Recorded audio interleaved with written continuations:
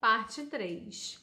É muito importante vocês saberem que esse órgão, principalmente o órgão que é o FUNAI, que defende os direitos dos indígenas, eles lutam contra o desmatamento, contra a destruição da natureza, contra a preservação da natureza, contra não só a favor do direito à posse daquela terra, mas a preservação também ambiental daquela terra.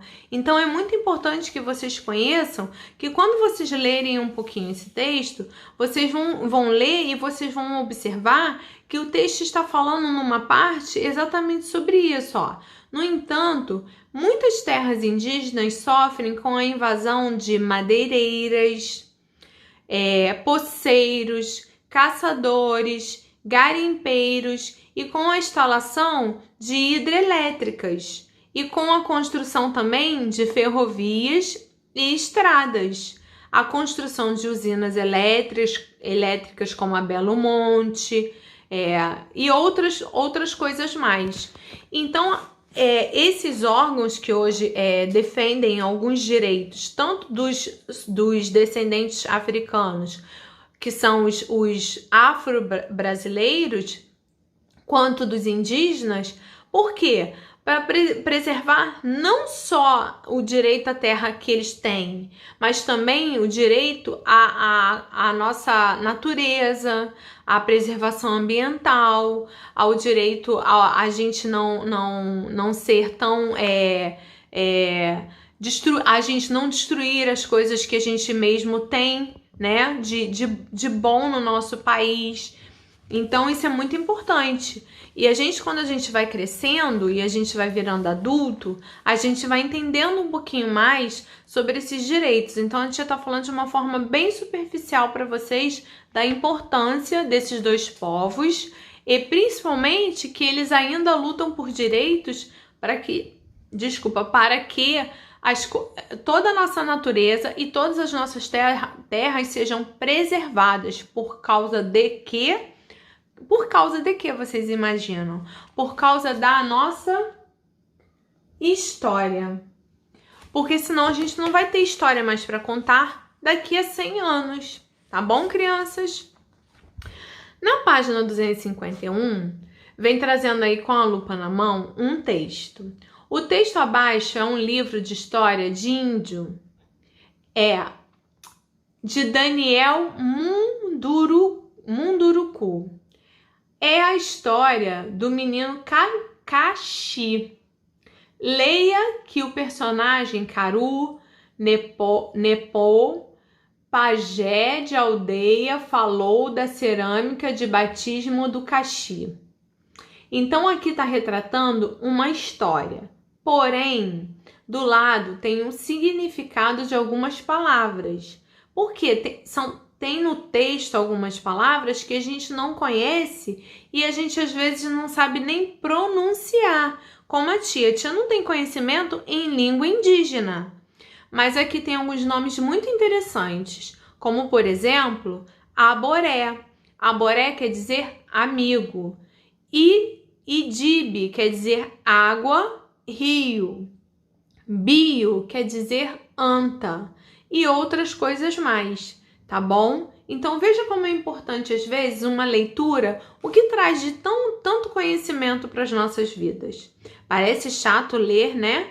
Ou às vezes não é tão interessante ficar ouvindo as pessoas falar, mas é muito importante porque isso vai decidir o que você quer ser quando crescer, para qual caminho você quer seguir, o que você vai escolher fazer. Entendeu, crianças? Como é importante? Aí tem aqui uma atividade, né, que vocês vão extrair do texto para responder. Só que a tia só vai dar as correções na semana que vem, que é a semana de revisão de avaliação, tá bom? Na página 252, tem também um outro texto que vem Aprendendo Brincando, que é um desafio de um pé só. é uma brincadeira muito legal, que é uma brincadeira indígena, que vocês podem tentar fazer, ok? Fica aí esse desafio para vocês. E aqui tem uma coisa muito interessante, que é quando os povos indígenas chegam na cidade. Por que será que os povos indígenas chegam na cidade? Vocês veem povos indígenas morando na cidade? Eu nunca vi. Mas eu já vi, porque eu já conheci o Brasil de norte a sul, de leste a oeste. A tia é muito curiosa. Então, eu já conheci o Brasil de norte a sul, de leste a oeste.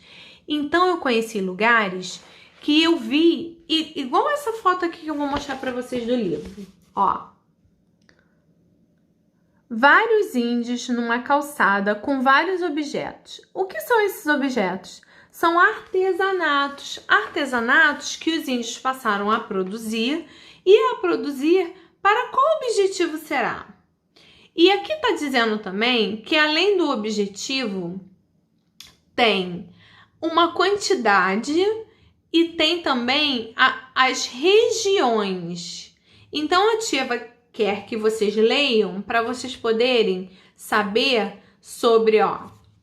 Vou falar 3 coisas para vocês. Vou dar 3 dicas para vocês.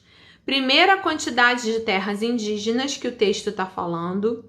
Segundo, as regiões por onde esses índios estão, tá?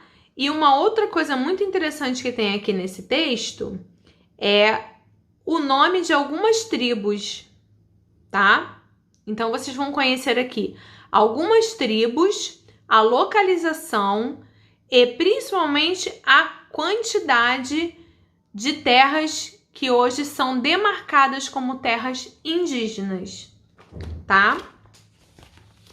Na página 253, vem aqui, ó, com mão na massa. Mão na massa, a gente sabe que tem sempre aquele texto, e nesse texto tem algumas questões que vocês precisam responder.